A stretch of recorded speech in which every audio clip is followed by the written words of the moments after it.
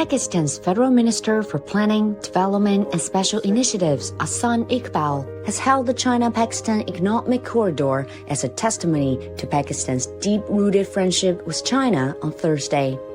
The minister said China has always been the most trustworthy friend of Pakistan in an event celebrating the 10th anniversary of the CPEC, a flagship project of the Belt and Road Initiative. We were able to only produce or add 18,000 megawatts in 67 years. And within 4 years, we were able to add additional 11,000 megawatts, largely based on CPEC projects. The success of CPEC showed to the world that how two countries which are like iron brothers, which are friends, how can they work mutually in a win-win paradigm to bring opportunities for people in both countries.